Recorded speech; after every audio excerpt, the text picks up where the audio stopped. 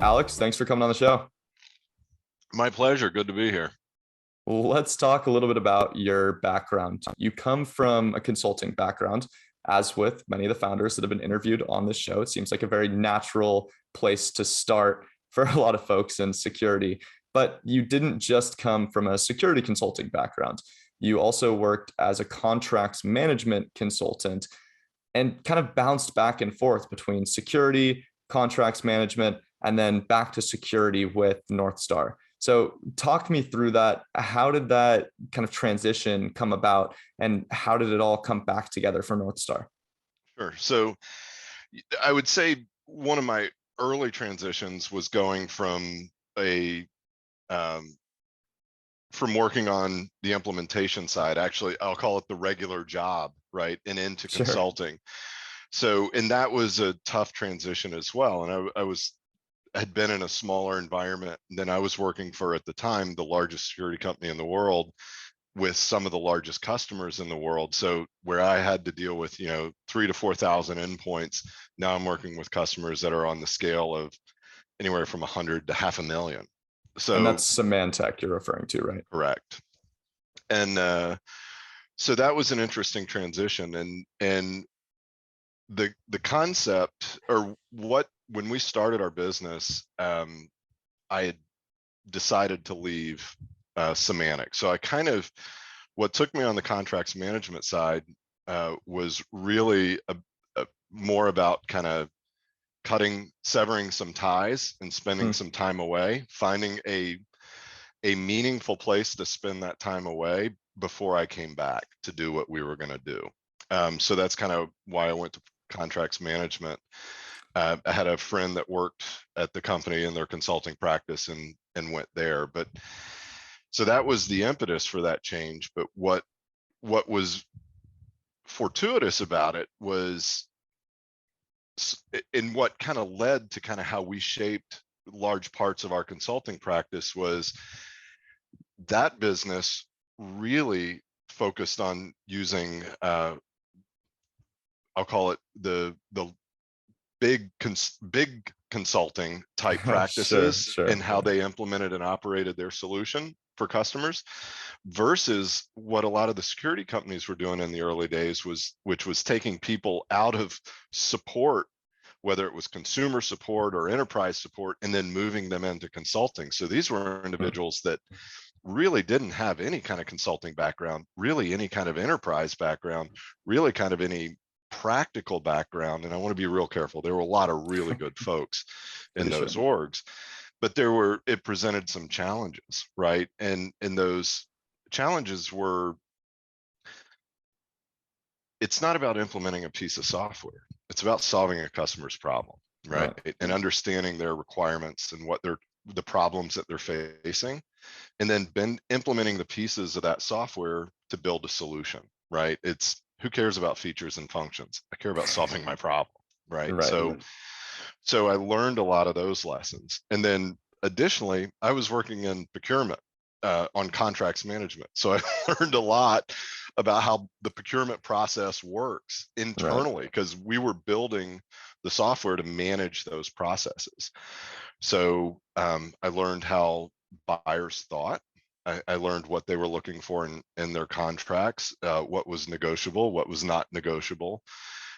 So it eased some things down the road. No, so unfortunately for me, what that led to is I spend, I'm always doing a fair amount of contract review and working with my Sure. business partner. I mean, it's that side of the business. She covers the operational side of the business, but that's a piece that I consistently get roped into because of that Sure. experience. And so, if I'm understanding this right, you had this experience at Symantec and decided, hey, it's time to go ahead and kind of build our own consulting business out of this in the security space. So you decided to get some more exposure in the contracts management consulting area, which, like you mentioned, giving you this great experience as far as procurement, how these different types of consulting companies work. I mean, it's interesting to me to hear that. If I'm understanding this right, that means there's this kind of 2 year gap where you knew that NorthStar was something that you wanted to build, but you were actively trying to gain this experience in a different consulting company. Were you still working on NorthStar kind of behind the scenes during Yes. that time? Yeah, so my business partner had started, right? Got it. And she was doing a lot of that, a lot of kind of the foundational work, getting a lot of pieces together. And it was about, I would say 14 to 15 months, not quite 2 years. LinkedIn Got it. always puts you on the year, so it's Yeah. kind of lead you off. But it was about 14, 15 months that I was working on the contracts management Hmm. And so consulting. what was that like for you trying to balance having this kind of day job in consulting, but then also having your side job, side hustle being another consulting gig? And obviously, I'm sure as we talk about this more, part of it was trying to avoid that conflict of interest challenge, which is why you moved out of the security consulting space into that contracts management space. But again, what was that like for you trying to balance these two somewhat related jobs at the same time? Well, it's hard, right? I mean, Yeah, it's always going to be hard. And when I talk to anyone that's looking to start, and it's easy to say you've got to be all in, right? And again, you look at sure. my story and what I did, there's a lot of ways that I was very fortunate, right? And one of the the keys to why we've been successful is the partnership between Sarah and I.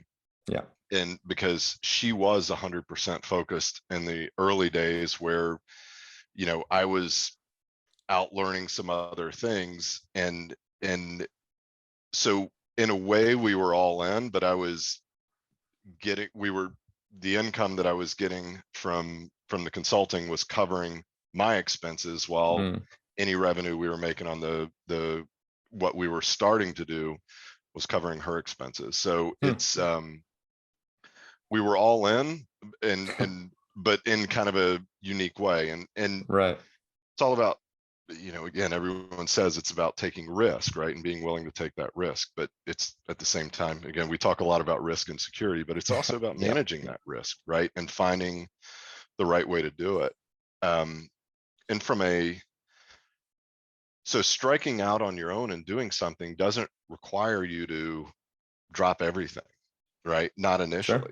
You have to have that plan and a path that you're charting, but it doesn't, you don't have to do, you don't have to commit every thought, every action, every hour of every day to your long-term vision. You just have to be making those incremental steps. So let's talk about the kind of natural progression out of that, though, right? Because to your point, lots of people have side hustles today. That's become more and more common. I know tons of people who have side consulting gigs. You had this experience where, hey, maybe we'll just kind of start getting our feet wet, start experimenting with this. I'll keep making this money through the day job. Sarah will be making some money with the revenue that's coming in through NorthStar. At what point did you say, hey, it's time to really take this full on, go in full time and make that transition and take it to the next level? What were the kind of like key triggers for you that said, hey, now it's time? It's hard. There wasn't one thing. There wasn't one Sure. sign, right? Right, There right. wasn't Too anything that easy. said, yeah, that would be nice, right? That would have been really nice. What it had to take was that piece where I said, all right, here goes my income. I'm going to put it all at risk, Right. right? Which means you know, at the time I'd been working a while. I had a family, I had kids, I had a mortgage. So I had liabilities. And when you take that risk, you're that jump, it was tough to do. So there was nothing that indicated that now's the time to go, other than we started to get traction, right? We Hmm. started seeing started to get contracts in, we started to get opportunities coming through in, and it's like, okay, we looked at kind of our timeline and we said, I looked at it and I said, I can make this work. I can cut my income by, you know, 90%, and Sure. it'll be okay, right? Sure. So we did that, and we made that jump, and that was the first year is always kind of the hardest, right? Sure. When you don't have another source of income and you are completely self-reliant, then Right. that becomes very challenging, because it's hard. uh, Anytime you have it, just like your personal life, anytime you have money stress, it affects other things. So Yeah. it's a hard thing to do, but it requires you focus, you knuckle down, and it should solidify your commitment and push you harder to find those early wins. Right. Okay. And so we've talked about this kind of very early stages of NorthStar, getting it off the ground, committing to it full time, and then you continue to run it as a consulting company for several years. However, now NorthStar is kind of more key focus, to my understanding, is the product side of it. And Yep. you've built out this platform that's essentially risk prioritization for organizations to help them make more contextualized decisions as far as where they need to focus their efforts within their company. So I certainly want to dive into that whole product piece a little bit more and give you the chance to really describe what you're trying to accomplish in your own words rather than my interpretation of it. But also tell me, at what point did you decide, hey, it's time to shift out of this purely consulting lens into a more product driven lens? Yep. So it's so anyone that uh, has that owns a services company or is responsible for P&L in a services org knows that it's very, very difficult to scale, right? Yeah. Um, you're and there's several reasons, right? Because consulting, it's kind of in a lot of ways it's in the I'll call it the gig based economy, right? Sure. Yeah. You're working from contract to contract, you're trying to get new business. There's always that kind of hustle to um, take the successes that you found, um, catalog them, streamline the processes, and rinse and repeat, right? Sure. As much as you can, so that you can find efficiencies in your delivery, so the customer is getting value, you're extracting better profit in that delivery and all that, and at the same time you're expanding what your capabilities are. And it's just very hard. Where I always say the software world is copy paste, right? I've got a new deal, copy paste, here we go. It's not that simple, right? But Yeah. um so and then everyone kind of around you is always saying, oh, you need IP. And I was always kind of like, what do you mean we need IP? I get it. Like, of course, everybody wants IP, but you can't just say, oh, I want IP, I'm going to go build something, Right. right? And it goes back to it. I'll go back to what I said earlier is for us, it's always been about understanding the customer's problem. And so the genesis of NorthStar was seeing the same problem, that there was nothing in the market that was solving. Hmm. And the original problem that we saw was, it's going to sound like a sales term, or a soundbite, but it was a contextual inventory for security. Yeah. And where it came from was in I say the early days, for the first 7-8 years, I spent the majority of my time in the field. You mentioned that you traveled a fair amount as well, right? Yeah. So like my scars of traveling resulted, I'm lifetime diamond with Hilton, and I'm There you go. lifetime platinum with Marriott, or now that it's Starwood or SPG, whatever it is. But so I spent a lot of time in the field, and one of the technologies that I worked on was Hmm.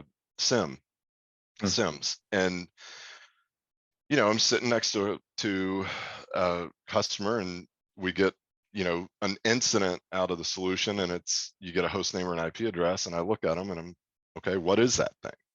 Because we had the context of the event, or the incident that occurred, the correlation of events, and so we kind of knew what it was, and it could be bad, but how bad it was really depended on what was affected, right? Was this a test server sitting under someone's desk, or was it a production server that had that was hosting customer data, or an application that was customer facing, that was tied to revenue generating activity, right? Those are kind of very simply stated attributes, but that context really would determine what we did next. So it Right. became and again, I'm going back 6-7 years, that it was a game of phone tag and email tag, calling different people, trying to find out what it was. And that was where the problem originated, and where the foundation of NorthStar originated. NorthStar, the product, originated, was building that contextual inventory with the foundational belief that the data existed. What we needed to tell people, all the data already existed. We just had to go get it, Sure. bring it together, and make it usable. So that's what we set out to do. And completely agree with the use case. And I think the story totally makes sense as far as, hey, experience these problems firsthand within consulting. We have these customers who are already working with us from a consulting standpoint. Now we're building this product that we can go ahead and sell to those same customers. You can validate the need. There's all these very seemingly easy transitions to the product world, but the emphasis is on seemingly there, right? Because as you mentioned earlier, everyone talks about how you need IP, but there's a lot of consulting companies that have tried the same thing and have completely failed with just sinkholing millions and millions of dollars. And a lot of these challenges, we talked about this briefly, right, is the talent in the organization is slightly different to have a software developer building a product than a consultant that's client facing, working on the subject matter expertise. You have budget issues, right? With consulting, you have a very tight P&L because of billable hours that all of your consultants are expected to gather. Whereas all of a sudden, if you need to start sinking money into R&D, that money either has to come out of your profits or it has to come from some sort of outside investor. So, I mean, tell me, what was it about the NorthStar team, or about the problem that you were solving, or some of the unique aspects of just the way the company operates behind the scenes that made you say, hey, a lot of people have failed at this, but I think we're actually in the right position to succeed? So first, there was no sense of urgency, Okay. right? And internally, if any of my folks are listening to this, they'll say, Alex always talks about a sense of operating with a sense of urgency, but now he's Sure. saying we didn't. But we didn't have, everyone was accountable. The whole company, myself and Sarah included, were solely accountable to Sarah and I. We didn't have any outside investors. We were doing well on the consulting side, so we could afford the endeavor. We had two early customers that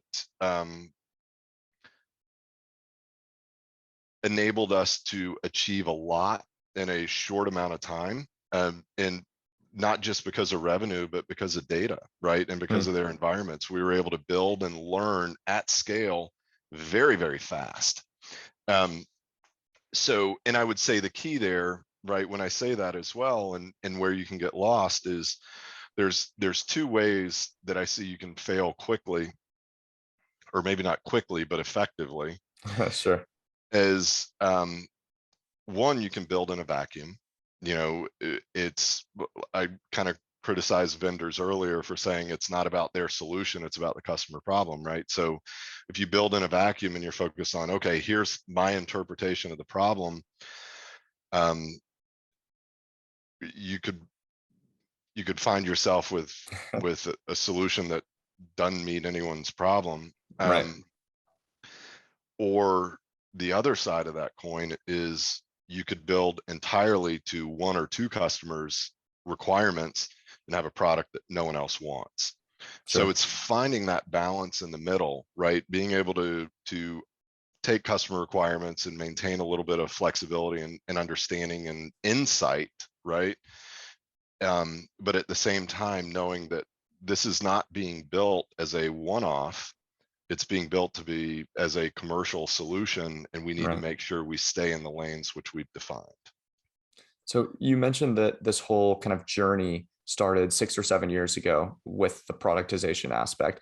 You mentioned that, hey, there wasn't this kind of cutting sense of urgency because we didn't have a super high burn rate. And presumably from what you're saying, everyone was kind of spending off hours, like bench hours, working on this product as opposed to like directly pulling from billable, or No, no? no. So we operated the development side independent Oh, of the interesting. consulting business, right? So we kept Okay. them pretty separate for quite a while. Hmm. And and if I, if I had to compare it, a lot of people would say it's like turning a ship, and I would say it's less like turning a ship, more like turning a bus, because you can flip a bus over, right? You can Okay. not turn and run off the road, but you can also turn too fast and flip it over, but you can also turn too fast and lose people, right? Sure. Throw them out. So we wanted to be, that was one of our concerns and challenges, was kind of making this pivot from a consulting company into a software company,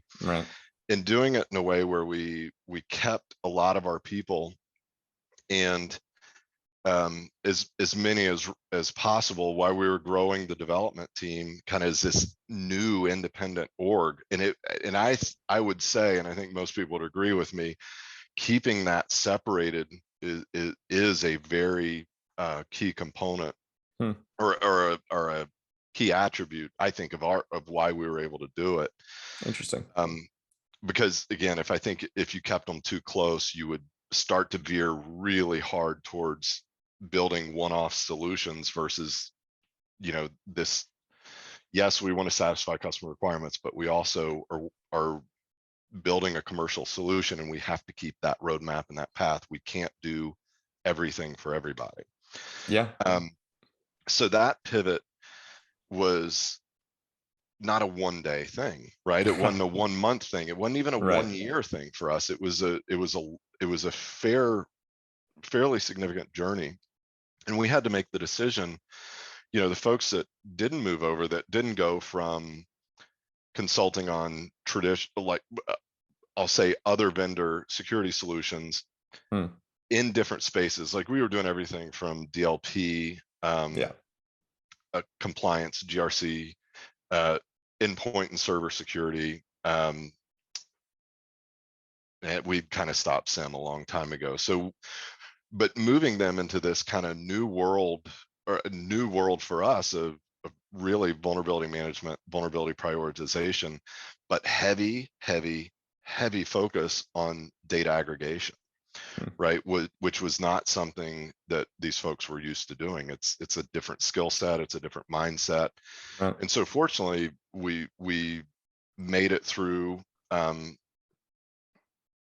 it, in a good way, right? I mean, we had a lot of people that left, but it was folks that weren't interested in the transition, or like the kind of discipline that they were in, right? And Sure. so we never. But anyway, the other thing I'd say is, what a lot of companies have the decision to do, and I've had several peers that have been in a similar situation. You could also, keep both of those entities entirely separate, right? Yeah. So we could have taken some of our consulting on the solutions we were working on, moved a few of them over to NorthStar, and then sold that business off, right? Sure. I've talked with people that have done that, and there's positives and negatives. Some had really good outcomes when they did that. But it was not something, the level of effort and the level of focus, Hmm. Sarah and I knew that we needed to focus on NorthStar as a product, Right. and not focus on trying to get capital out of that consulting business. Because Right. again, when you look at why people want to move out of services, Right. it's Right. not multiples of well, I'm used to ARR now. It's not even multiples of EBITDA. It's more about EBITDA than it is about multiples of ARR.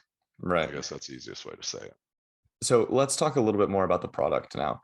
I mean, again, I tried to describe it in my own words a little bit previously. It sounds like, again, this kind of risk contextualization, prioritization.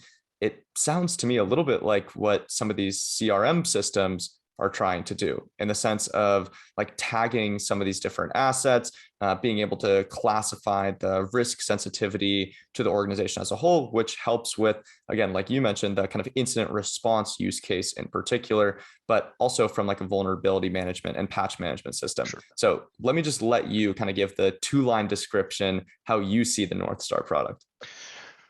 So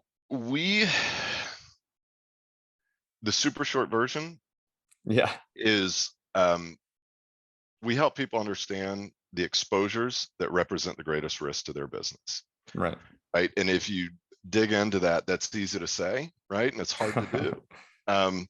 But the reason that I keep it high level, and I'll break that down into pieces. Sure. The exposures are more than just vulnerabilities, right? Because when you say vulnerability, people immediately think of a CVE. But Sure. for us, an exposure is a weakness, right? It's something that a technical weakness that could be exploited for someone to gain advantage, an attacker to gain advantage. Sure. So that could be a traditional CVE vulnerability. It could be a security control that's missing somewhere. So for example, if a device is in scope for an XDR solution and that's missing, that's an exposure. If that solution, it doesn't have the right policy, that's another type of exposure.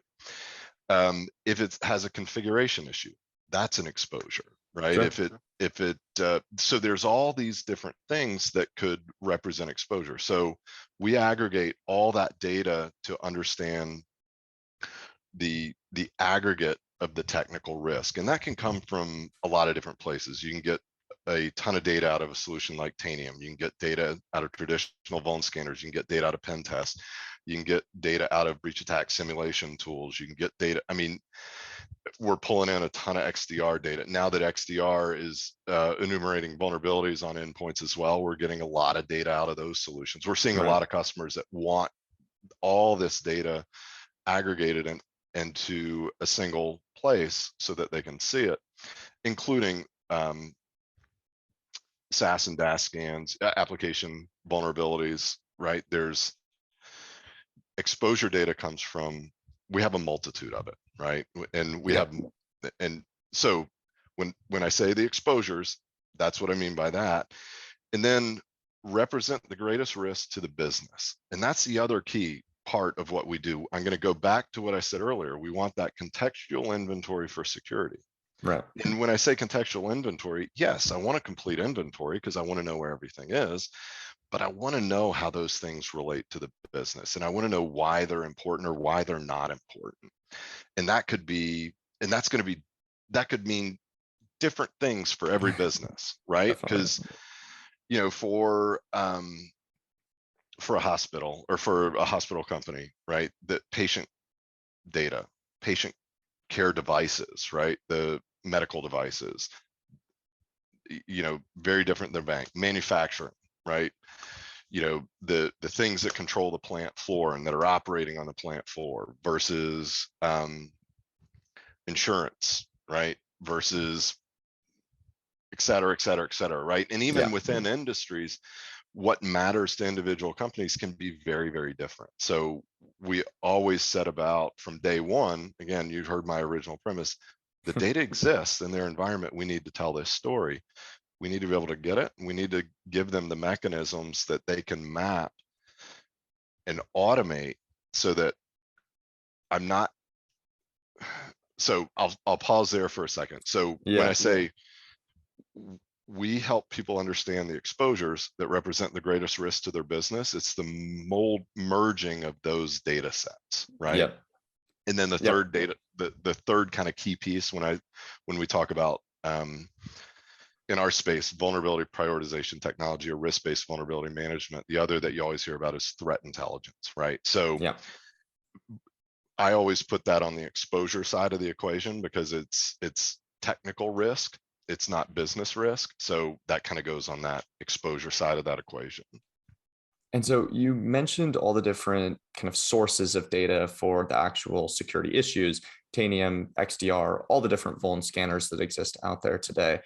What are you using as far as determining the sensitivity of these various systems. I mean, again, you talked about like there's different requirements for different industries. There's different sensitive systems, even for similar companies in the same industry. They're going to have unique differences as far as what needs to have that extra care and attention. Now, one way to go about this, again, we talked about like CMDB earlier. You could go ahead and have those mappings within a CMDB, but the vast majority of organizations do not have that kind of granular tagging and sensitivity labels. So is that something where you're kind of manually going through and saying, here are the list of IPs or the list of systems in the organization, and let's go ahead and assign priorities based off of the kind of knowledge of someone in management for that organization? Or is there a more maybe automated way of going about it? Well, so I stopped a few seconds ago, because anytime you talk to anyone on our side, particularly on the implementation side, when you say tag, you'll see our eye twitch and we get kind of nervous, because that was the other key thing, right? I'll go back to the SIM solutions that we worked on. Those tools, or the one that I worked on, had the ability to tag an asset with CIA values, but it was associated with the IP address. Problem one. Problem two, the security person the SIM operator was the person that was setting those values, and they were manually setting them for each individual asset. So therein you encounter the same problem that you have with CMDBs. One of the same problems that you have with CMDBs is that anytime that you're relying on tagging, and this is why our eye twitch, tagging has always been kind of this manual process. I hate manual processes. I hate them. And particularly when it comes to data, because anytime you require someone to enter data, the value of that data begins to diminish rapidly. And in fact, it can, not only can the value diminish, but the value can also cost, right? Because it becomes wrong, and that wrongness can cause problems. So we still haven't come up with the proper term that we've collectively used to say other than tagging, but it's really for us, it's about automating the process of identifying the value of those things to the business. So, and this is where our consultative background, we go back to kind of what we did and how we parlayed our experience into how we work with our customers. Is it's what matters to you, right? And they, and not how do we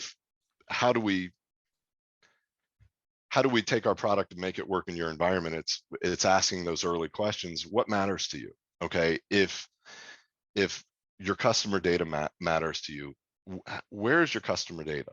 And how can we look for data that already exists that will give us those indicators, right? Is it application specific? So now, if I know it's application specific, let me go grab your software inventory from wherever you have it, or the multiple places that you have it, or let me use some of your existing tooling. I'll use Tanium as an example again to say, if this software exists on that system, the probability that it has customer data on it is very high. So now we're marking those as being in that category, right? And that's a kind of that's a simple example, but those are the kind of things that we do. It's not about us magically interpreting the customer's data and saying, oh, we think it's this. Because, and again, I think that's where it fails, where we failed as a industry for a long time, right? And you look back at solutions over the years and like, oh, we tell if it's a mail server or if it's a print server. Who cares? I don't care about, because to me, that's a technical attribute. You could debate it on the email server, but that's a technical attribute. It has nothing to do with what's unique to their business, and typically what is going to matter to their business and what is going to really, really hurt their business if it's exposed or exploited. Right. And so as you're tying this all together, it makes perfect sense as far as the kind of transition from the consulting side, asking these questions in a more like assessment-based approach to, hey, we have a product that capitalizes on a lot of these same inputs, but then makes it much more continuously valuable to you and integrates with these different technical inputs, like the, again, security vulnerabilities or security exposures, like you mentioned. Uh, but how do you manage the kind of ongoing maintenance that comes along with a solution that requires some sort of kind of initial manual connections, right? Because even though a lot of what it seems like you're describing is leveraging automation to say, like, hey, data on this device is going to be sensitive because it has X software installed, you still have Sure. to have those kind of initial discovery conversations to say this software indicates that sensitivity. So how do you kind of sell NorthStar to customers and say, anytime you modify your kind of software stack or your backend architecture, our team's going to need to get engaged in order to make sure that we still have the kind of up-to-date priority mappings? Okay. So I'm glad you brought that up, because here's what I would say. And this is when we talk about what is the value of implementing a solution like NorthStar, right? Because there's a bunch in this space now. There's a lot of people that are running into this space. Yeah. And here's what I would say is we're automating a tremendous amount of work that's being done manually now. Yeah.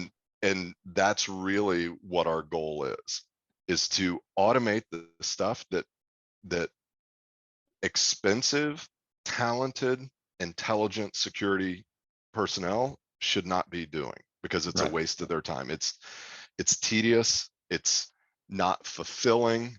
It's it's all that stuff that kind of can crush the life out of you, where Sure. if we're able to automate the majority of that activity and let them then focus on the things that they know, that they can research, that they can understand, either about the vulnerabilities themselves, and I'll talk, because we've got to talk about compensating controls and exceptions, how vulnerabilities relate to their business and how the business relates to their vulnerabilities, right? Because their internal knowledge, one, they're going to learn more about their business than they should, right? That's one thing we always hear, and we're starting to see this tide in security, where leadership is talking about, we have to understand the business as security professionals, and we absolutely do.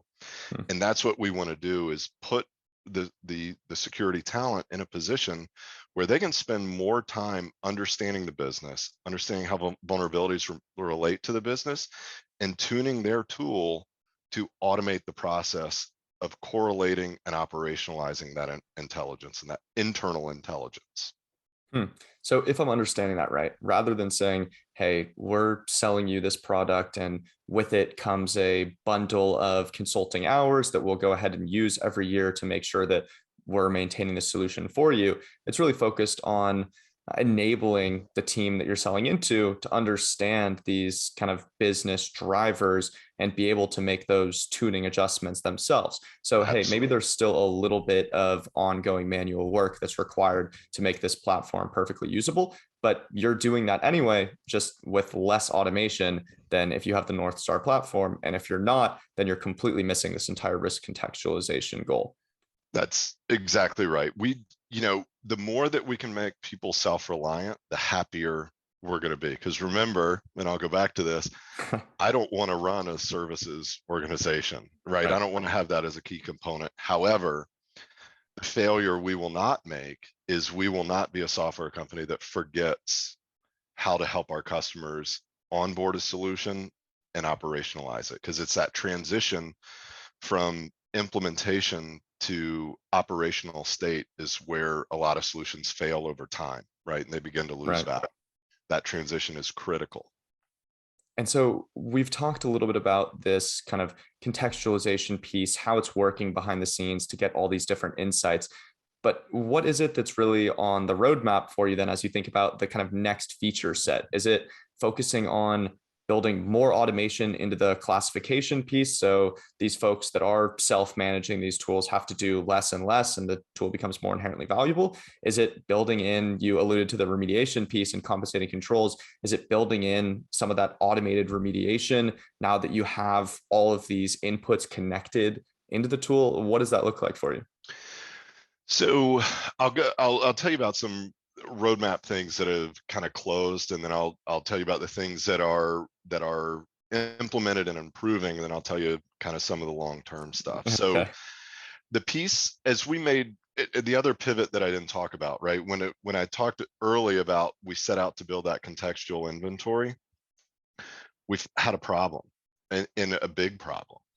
We had no issue getting security people to talk to us about it, because if you talk to most security people, they're like, yeah, the CMDB is terrible, I can't rely on it, I want an accurate inventory, and I want this contextual inventory.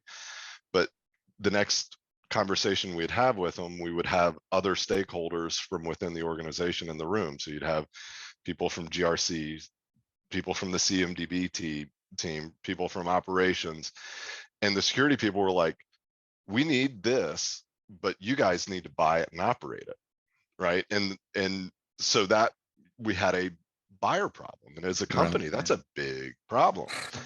And it's an industry problem as well. And so we looked at our capabilities, and that's where we made a significant pivot and focused NorthStar on vulnerability prioritization, right? Right. So now, and when I talk about roadmap, so we are in kind of a new place a couple of years later, because this contextual inventory, if you put it into a single category, Gartner is now referring to it as CASM, Cyber Asset Attack Surface Management, right? And when you dig into it, it really is about having a good inventory, a good foundational inventory, and as much context as you can have. So this original standalone use case is now coming back in force, and so that's good. But the risk-based vulnerability management is also maturing very rapidly. So from a roadmap standpoint, we've always had this capability, and we always implement that capability with our customers, but it's now kind of two areas that are converging, that we're going to be focused on. So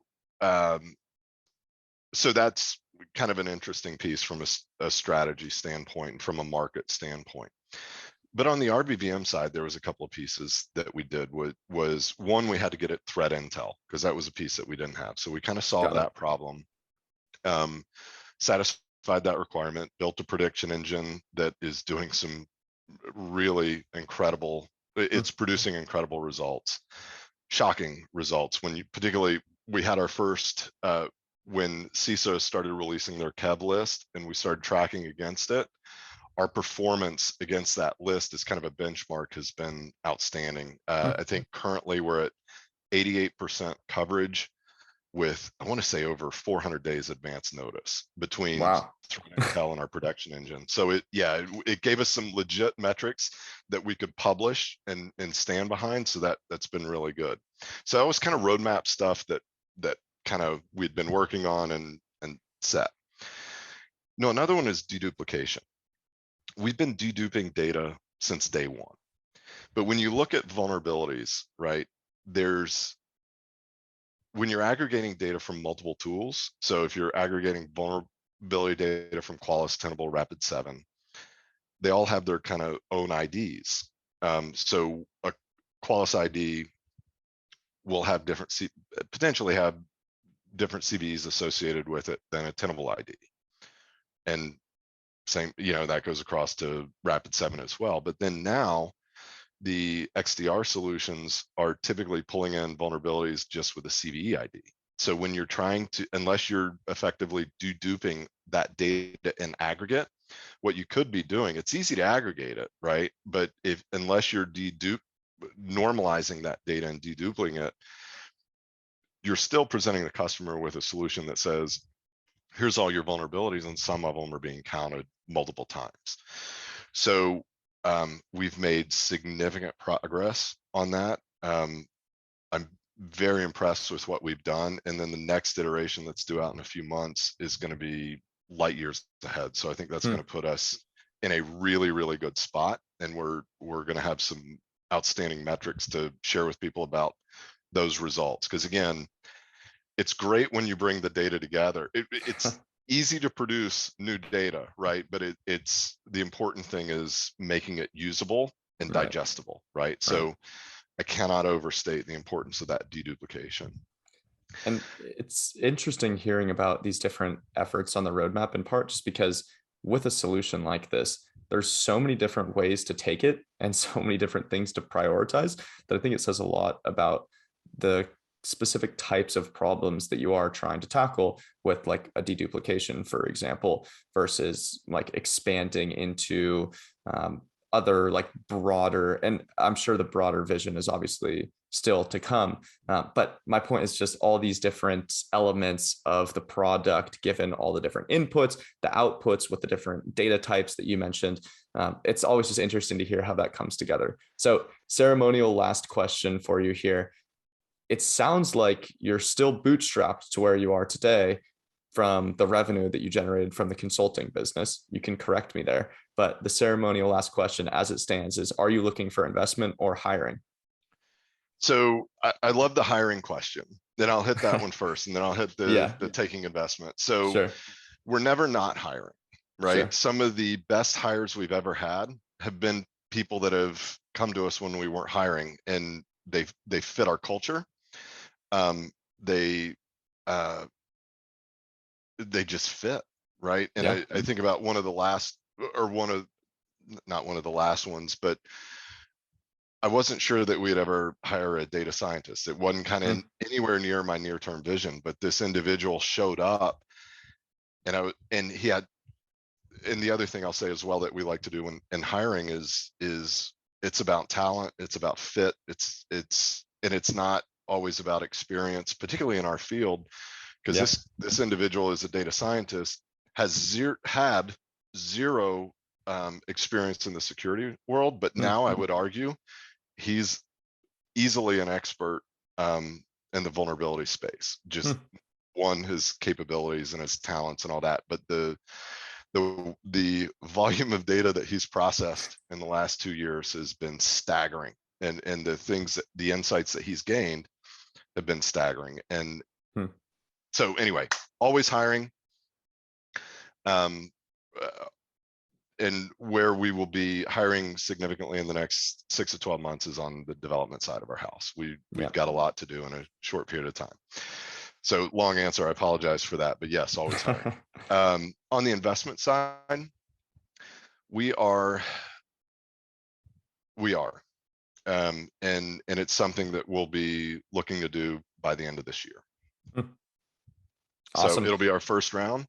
We'll but we are staging for acceleration on our roadmap and on bolstering our sales team, because as I mentioned, we're seeing some of these technologies mature in the market, which means customers are starting to move, Right. and that's who we follow. We follow our customers. Yeah. Yeah. Interesting. Well, exciting times ahead between the continued development on all these different features, like we talked about, looking for some of that investment to enable the next round of growth, continuing to just, to your point, right? I think you've harped on that so many times over the course of this conversation, is just really understanding the customer problems and going to them with the solution rather than, again, trying to fit their problems into your solutions box. So wishing you the best of luck with all this continued growth with NorthStar here. And thanks again for your time, Alex. I appreciate it, Kyle.